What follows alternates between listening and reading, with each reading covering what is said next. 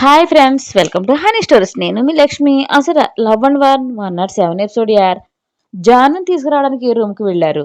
పట్టుపావడా కట్టి లైట్ మేకప్లో చందనపు బొమ్మలా మెరుస్తున్న ఆమెను చూసి బంగారం అంటూ తల చుట్టూ చేతులు తిప్పి ముటికలు విరిసింది రుక్మిణి. నేనే రెడీ చేశా అని హిందీలో చెప్పిన చైత్ర. ఈ అమ్మాయి ఎవరు, ఏమంటుంది అని అయోమయంగా అడిగింది ఆవిడ. నా ఫ్రెండ్ అమ్మ, తనే నన్ను రెడీ చేశా అని చెబుతుంది. తెలుగు రాదు అంటూ జాను ఎగాదిగా చూసి, ఈమె ఏంటి ఇలా ఉంది జాను, ఎండు ఖర్జూరంలా నవ్వింది ఊర్మిళ. తన అత్తాజీ వెక్కిరింపుకు మూతి ముక్కు కలిపి తిప్పింది చైత్ర. ఏమే, పంజాబీ వాడిని ఏం చేసావే అని మెల్లగా అడిగింది చైతుని ఉడికిస్తూ. మీ అబ్బాయి చక్కనెక్కిచ్చా, చూడలేదు అత్తాజీ అంటూ సాగదీసింది. ఎక్కిస్తావే, నీ గోరోజనం బాగా ఎక్కువైంది. నా కన్నాలో కూర్చో ఇచ్చాడు కదా అని. పదా జాను, టైం అవుతుంది అని తీసుకొచ్చారు.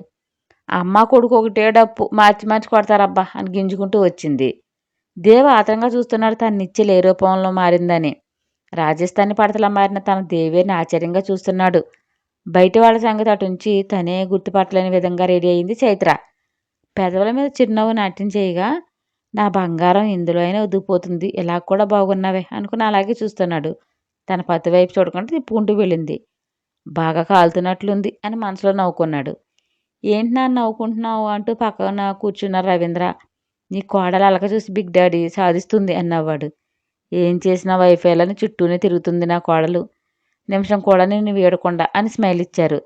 చాలా ప్రౌడ్గా అనిపించి, అవును బిగ్ డాడీ, మన అనుకుంటే దాని ప్రేమకు హద్దే ఉండదు అని మురిపెంగా చెప్పాడు.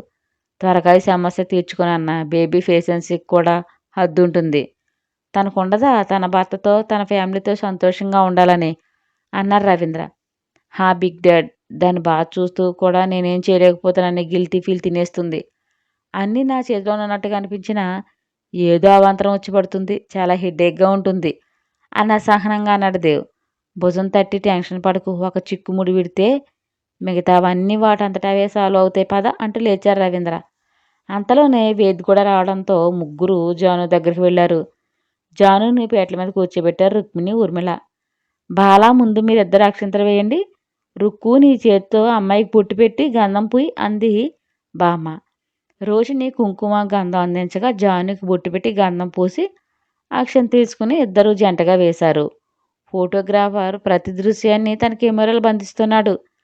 సైడ్ పాకెట్లో చేతులు పెట్టుకుని చైత్ర వైపు డీప్గా చూస్తున్నాడు దేవ్. పండు మిరప రంగు చీర కట్టి కొంగు తల చుట్టూ వేసింది. పాపిట్లో గర్వంగా నిలిచింది సింధూరం. దాని మీద బంగారు పాపిడ చీర పెట్టింది. విల్లులా ఉండే కనుబొమ్మల్ని ఒత్తిగా మలచింది. కళ్ళకు ఆర్టిఫిషియల్ కనురెప్పలు పెట్టి, అసలే చెంపకు చేరటి కళ్ళేమో కనురెప్పలు మరింత పెద్దవిగా కనిపిస్తున్నాయి. నోస్కి గోల్డింగ్, మెడలో వెరైటీ జ్యువెలరీ వేసి దాదాపు మోచేతుల వరకు బ్యాంగిల్స్ వేసింది. మేకప్తో చెక్కిల షేప్ మార్చడంతో చైత్ర పోలికి ఇసుమంత కూడా క్యాప్చర్ అవడం లేదు. ఎలా చేశారు వదిన మరదలు అంటే జై యూట్యూబ్ అని చెప్పొచ్చు. 10ల సంఖ్యలో వీడియోలు సెట్ చేశారు ఇద్దరు. తన వైఫే రెప్పగొట్టకు చూస్తున్న దేవుని చూసి ఏంటి అని కళ్ళు ఎగరేసింది. చిన్నగా నవ్వి తల తిప్పాడు. రాజా, మీరు వేయండి, తర్వాత రవి వేస్తాడని చెప్పింది. అత్తయ్య, నేను చుట్టుపక్కల వాళ్ళని బొట్టు పెట్టి వస్తా అంది రుక్మిణి. వెళ్ళు, వాళ్ళు సింగారించుకుని వచ్చేసరికి దీని మంగళస్నానం కూడా అయిపోతుందిలే అని అంది బామ్మ. మెల్లగా బంధువులు రావడం మొదలుపెట్టారు. ఊర్మిళ వాళ్ళని పలకరించింది. రండి అంటూ ఆహ్వానించింది. కుంకుమ బన్ని తీసుకుని వెళ్ళింది రుక్మిణి. భరద్వాజ్ దంపతులు వేశాక రవి నువ్వు అక్షింతలు వేనా అన్న అంది బామ్మ. నాకంటే ముందు నీ ఆశీర్వాదం కావాలి చిన్నమ్మ అంటూ ఆవిడ చేతులు అక్షింతలు పెట్టారు రవీంద్ర. నేనెందుకు నాన్న అంటూ వెనకడుగు వేసింది ఆవిడ. నీ దీవెనలే మాకు శ్రీరామ రక్షణ అని వే అన్నాడు దేవ్. రా అంటూ చేపట్టుకుని దగ్గర తీసుకొచ్చాడు వేద్. తన నానమ్మ కాళ్ళకు దండం పెట్టింది జాను. అక్షింతలు వేసి, పిల్ల పాపలతో సంతోషంగా ఉండవే అని తల మీద చేయించింది బామ్మ. ఎంతమంది అనేది కౌట్ చేయలేదు నాని నువ్వు అని అలడగా నవ్వింది జాను. పంచపాండవులను కని అని నవ్వింది బామ్మ. సరిపోతారా ముసలి, ఎవరు పెంచుతారు నువ్వా అంది. నాకేం పనే, నేను పిల్లల్ని పెంచడానికి, రేపు మాపో పెద్దోడు పెళ్లి చేస్తాం, వాడికి పుట్టరా ఏంటి అని నవ్వింది. మీ అమ్మకు పార్షియాలిటీ ఎక్కువ కదా డాడీ అని పెదవి విరిచింది. కొడుకులంటే మక్కువ ఎక్కువరా అని నవ్వరు భరద్వాజ్. నాలాంటి కూతురు ఒక్కతుంటే రోజు నానితో ఫైట్ చేస్తూ ఉండేది, అప్పుడు తిక్క తీరును అంది నవ్వుతూ. పిల్లలు అనగానే దేవ్ చైత్ర చూపులు కలుసుకున్నాయి.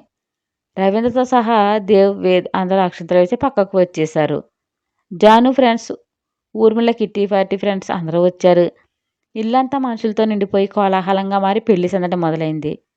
చైత్ర వైపు అనుమానంగా చూస్తున్న వేద్ని చూసి, ఏంటి తనను గుచ్చి చూస్తున్నావు అంటే కాఫీ కప్పు ఇచ్చింది రోషిని. ఆమె ఎప్పుడొచ్చింది అన్నాడు వేద్.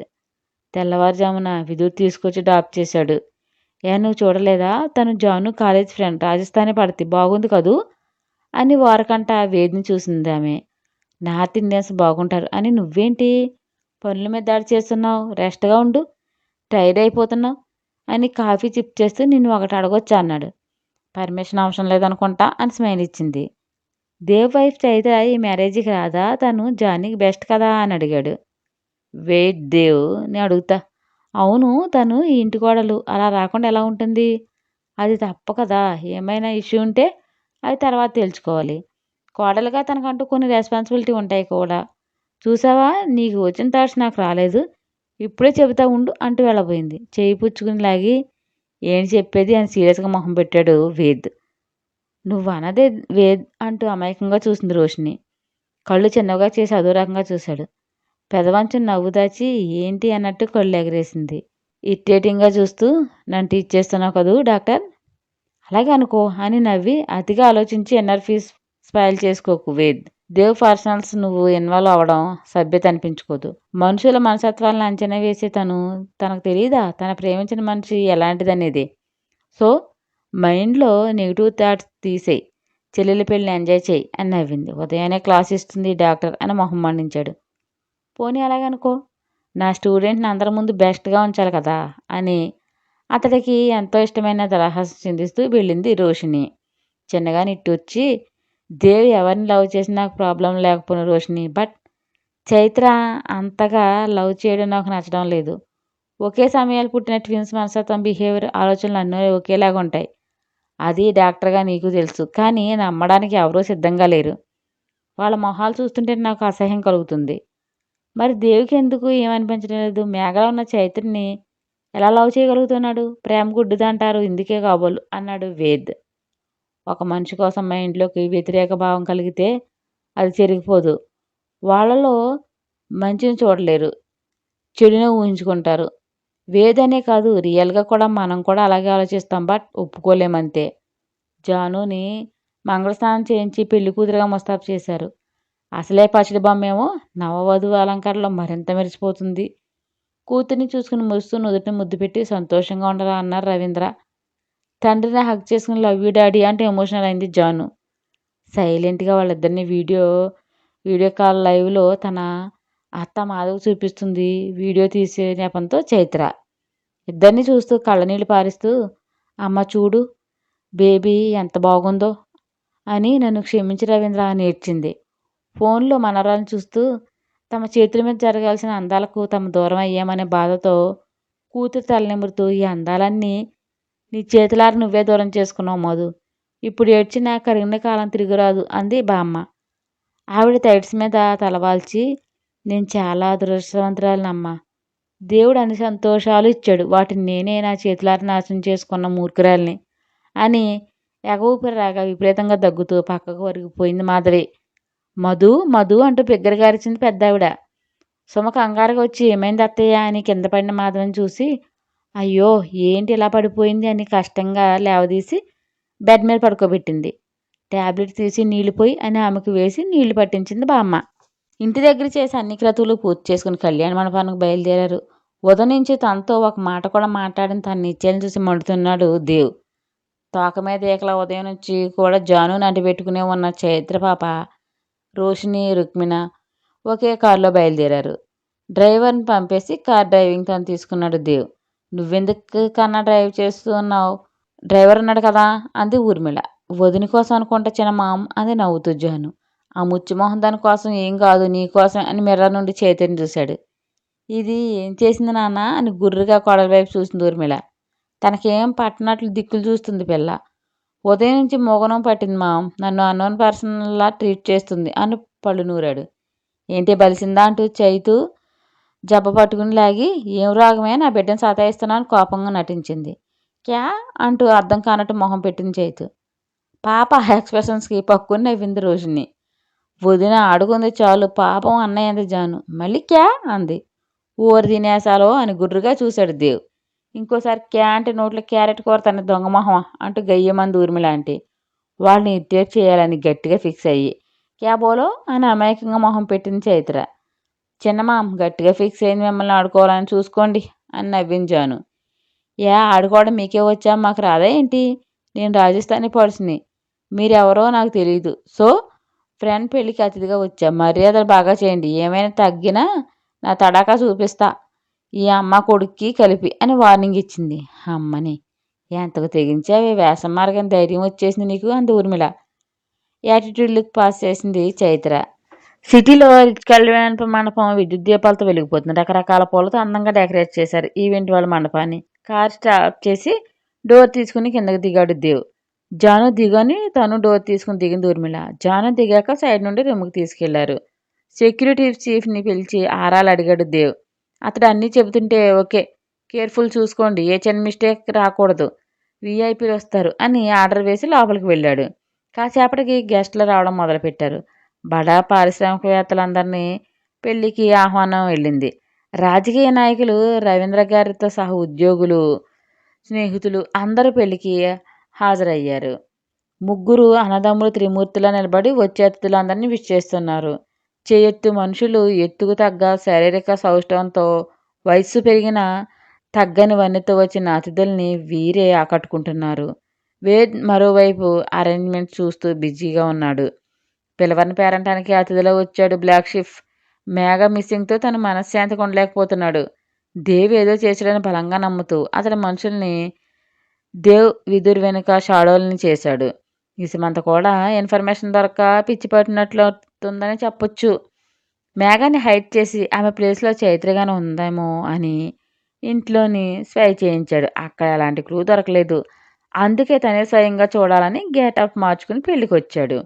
వాల్ సైడ్ ఉన్న చైర్లో కూర్చుని డీప్గా అబ్జర్వ్ చేస్తున్నాడు. తన మనుషులు వర్కర్స్ రూమ్లో అదే మండపంలో తిరుగుతున్నారు. ప్రతి ఒక్కరి ఐడెంటిటీని దేవ్ గ్యాదర్ చేశాడు. తను కూడా ఏదీ లైట్ తీసుకోలేదు. విదుర్ వైపు నుంచి వచ్చే గెస్ట్లకు ఈవెంట్ వాళ్ళు మర్యాదలు చేస్తున్నారు. విదుర్ వరుణ్ రూమ్లో ఉండి తన కాలేజ్ మేట్స్తో పాటు వరుణ్తో చిట్ చాట్ చేస్తున్నాడు. రేయసా, ఇప్పటికైనా మించిపోయింది లేదు. జాను నాకు వదిలేరా, ఇదే పెళ్ళికి వచ్చిన ఒక బ్యూటిఫుల్ గర్ల్ని చూసి తాళి కట్టేరా, నీ కాళ్ళు మొక్కుతారా బాబు అంటూ బేలగా చూస్తే బెక్కమొహం పెట్టాడు వరుణ్. మెడలో కండువ సర్దుకుంటూ ఆ పనేదో నువ్వు చేయి, నా ఖర్చుతో నీ పెళ్ళి నేను చేస్తా అన్నాడు విదుర్. మిత్రదోహి అంటే పళ్ళు నూరాడు.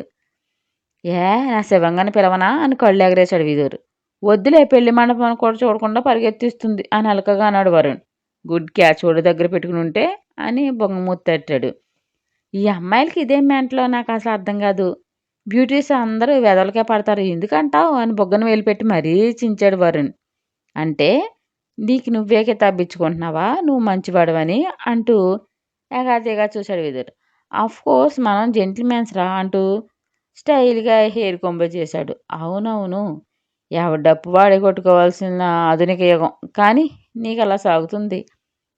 అవును, నా చుట్టూ దోణ తిరగకపోతే బయట అందమైన గర్ల్స్ ఉన్నారు, వెళ్ళి సైట్ కొట్టుకోవచ్చు కదా, ఏదో ఒకటి వర్కౌట్ అవుతుంది అని విక్రించాడు. నీ ఐస్కి నేను ఎలా కనిపిస్తున్నా? వరుణ్, సిఐబి ఇక్కడ. ఎవరిని పడితే వాళ్ళు నా లైఫ్లోకి ఆహ్వానిస్తా అనుకున్నావా? అబ్బే అంత లేదు, నా లిటిల్ ఫింగర్ టచ్ చేయనివ్వను అంటూ బీరాలు పోయాడు. అయితే ఇలా పెళ్లి కాని ప్రసాద్లో ఒంటరిగానే ఉండిపో అని నవ్వాడు. శాపాలు పెట్టకరా త్రాష్టుడా అని గుర్రుగా చూశాడు వరుణ్. పెళ్లి తంతు మొదలుపెట్టారు పంతులు. ఎదురుగా చైర్లో కూర్చుంది పెద్దావిడ. అమ్మా, పెళ్లి కుమారుడి కాళ్ళు కడిగి పీటల మీద ఆహ్వానించండి, బామ్మద్దుల్ని పిలవండి అని చెప్పారు. బంతి, నువ్వు వెళ్ళి రుక్మిణికి చెప్పు అని పంపింది. బంతి వెళ్ళి చెప్పగానే పట్టుచీర సరి చేసుకుంటూ వచ్చి అన్నీ రెడీగానే ఉన్నాయి అత్తయ్య అని చెప్పి నాన్న వేద్ అని పిలిచింది. హామా అంటూ వచ్చాడు. శివన్ పిలువు, ఇద్దరు బావకాళ్ళు కడగాలి అని చెప్పింది రుక్మిణి. హమా అని వెళ్ళాడు వేద్.